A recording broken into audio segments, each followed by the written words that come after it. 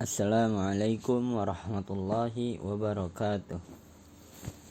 Saya Wildan Ahmad Khalid Nurul Fadil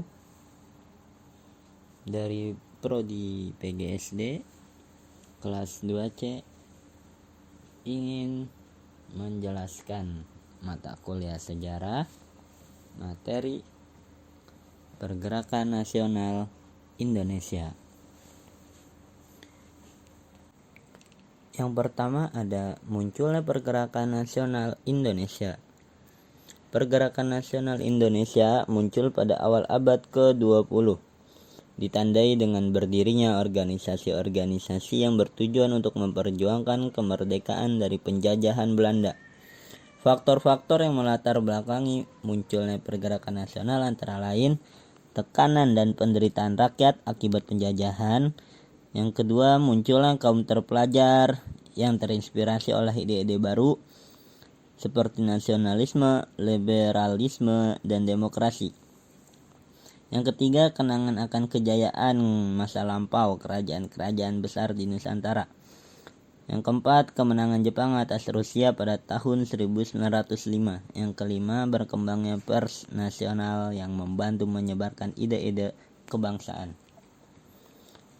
Pergerakan Nasional Indonesia diwarnai dengan berbagai perjuangan, baik melalui cara non-kooperatif maupun cara kooperatif.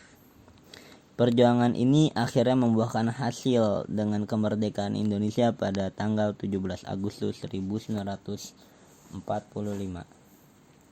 Munculnya Pergerakan Nasional Indonesia merupakan peristiwa penting dalam sejarah bangsa yang menunjukkan kegigihan dan semangat rakyat Indonesia untuk mencapai kemerdekaan.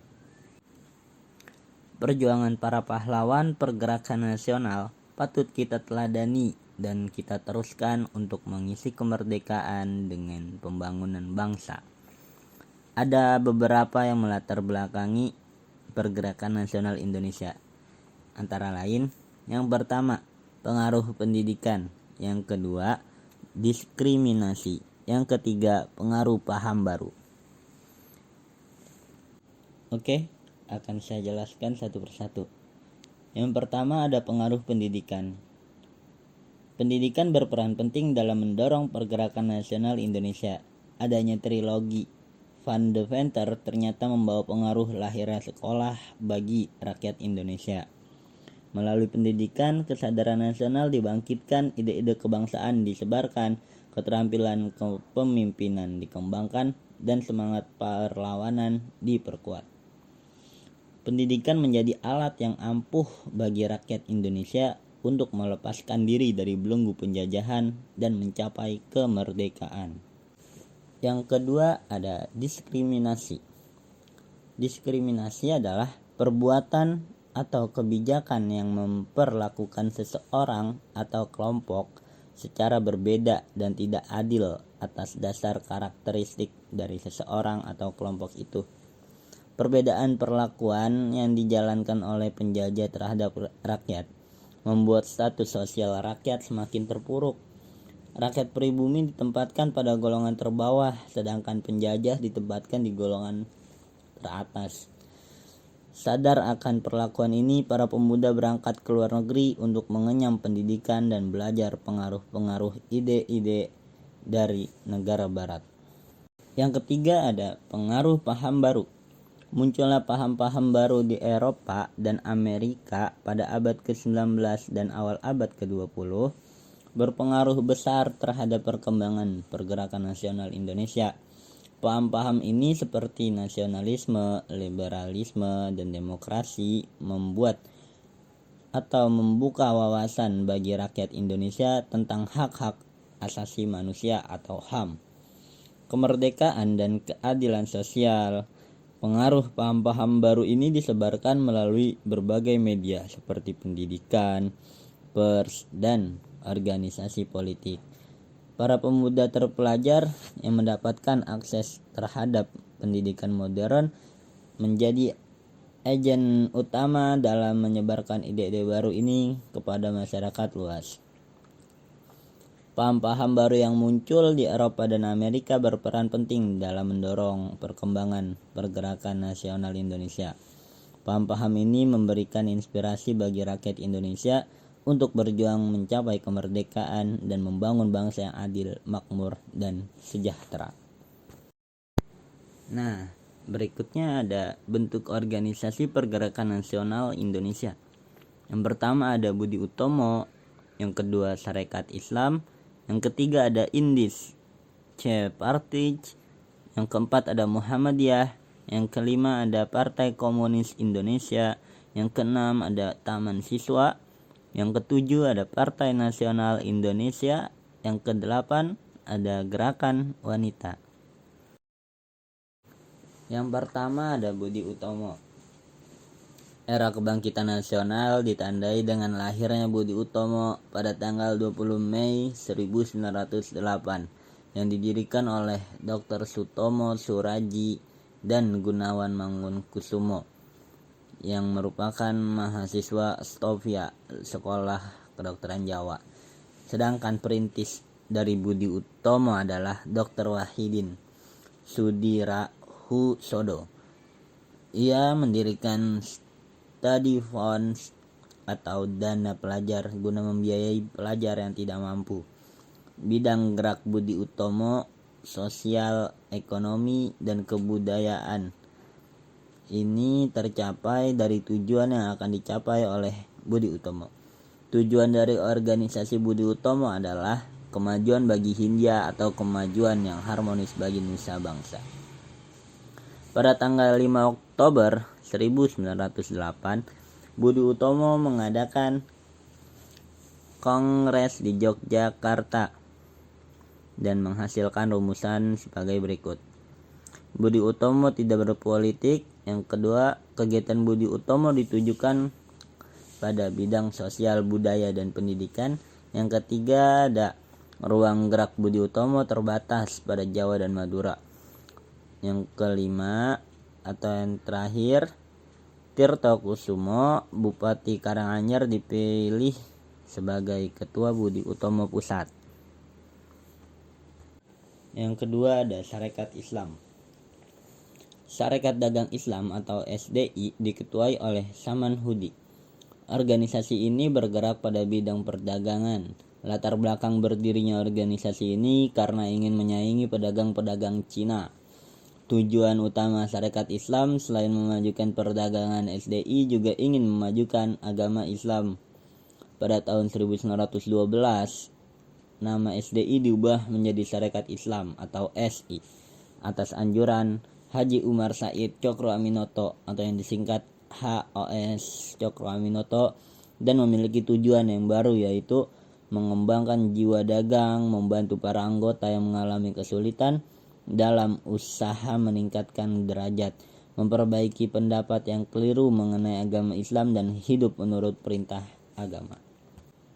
Yang ketiga ada Indis Partij. Organisasi ini didirikan oleh 3 serangkai yaitu Does Dekker, Cipto Mangunkusumo, dan Ki Hajar Dewantara pada tanggal 25 Desember 1912 di Bandung. Tujuan didirikannya adalah mempersatukan Hindia Belanda sebagai persiapan Hindia merdeka. Untuk mencapai tujuan tersebut, cara yang ditempuhnya adalah memberantas kesombongan sosial dalam pergaulan, meresapkan cita-cita kesatuan nasional Hindia, memperbesar pengaruh pro-Hindia dalam pemerintahan, memperjuangkan persamaan hak dalam setiap warga, dan memperbaiki keadaan ekonomi Hindia. Berikutnya yang keempat ada Muhammadiyah, didirikan oleh Kiai Haji Ahmad Dahlan yang merupakan seorang ulama besar yang terpengaruh gerakan Wahabi. Organisasi Muhammadiyah ini didirikan pada tanggal 18 November 1912 di Yogyakarta.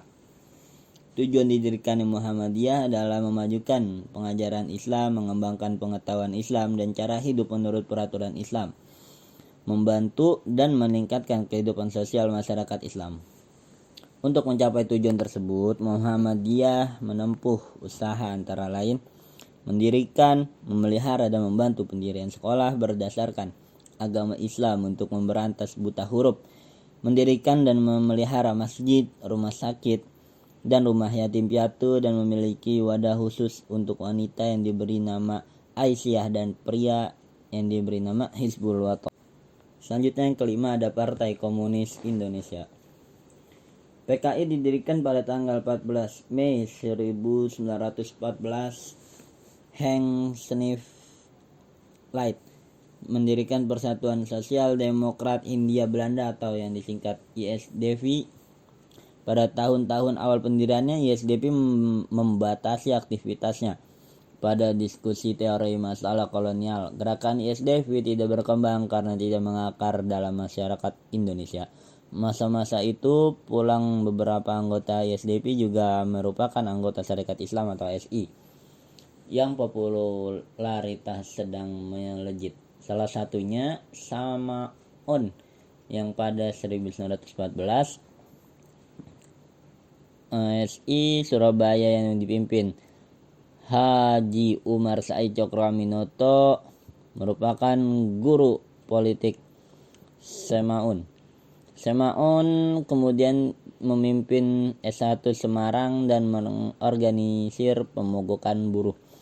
Ia juga menyatakan siap perlawanan terbuka secara politik terhadap pemerintah kolonial Belanda. ISDV kemudian diubah menjadi Partai Komunis Indonesia pada Mei 1920 di Semarang. Berikutnya yang keenam ada Taman Siswa. Taman Siswa merupakan lembaga pendidikan nasional yang didirikan Suhardi Suryaningrat atau yang biasa disebut Ki Hajar Dewantara di Yogyakarta pada tanggal 3 Mei 1912. Lembaga ini bertujuan untuk menyesuaikan sistem pendidikan dengan kebudayaan Indonesia.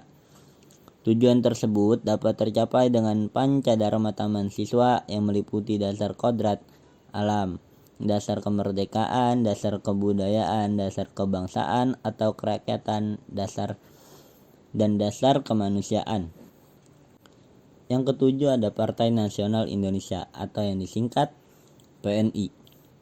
PNI berdiri pada tanggal 4 Juli 1927 di Bandung, yang didirikan oleh Insinyur Soekarno, Dr. Cipto Mangunkusumo, Insinyur Anwari, Mr. Sarpono, Mr. Sunaryo, Mr. Budianto, dan Dr. Sanusi dengan tujuan utama yaitu kemerdekaan Indonesia. Tujuan ini hendak dicapai atas asas percaya pada diri sendiri, artinya memperbaiki keadaan politik, ekonomi, dan sosial dengan kekuatan sendiri, misalnya dengan mendirikan sekolah-sekolah, poliklinik, bank nasional, dan koperasi. Belanda menangkap tokoh-tokoh PNI yang mengakibatkan PNI pecah menjadi dua kelompok. Kelompok pertama yang tidak setuju PNI dibubarkan mengganti nama menjadi PNI Baru atau Pendidikan Nasional Indonesia Baru dengan mempertahankan ideologi PNI dan tokohnya yaitu Muhammad Hatta dan Sultan Syahrir.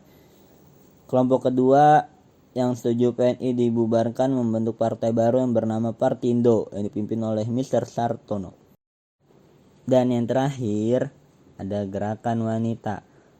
Pelopor Gerakan Wanita adalah Raden Ajeng Kartini atau yang disingkat RA Kartini, Putri Bupati Jepara Aryo Sasrodiningrat. Kartini memiliki cita-cita mengangkat derajat wanita melalui pendidikan dan pengajaran.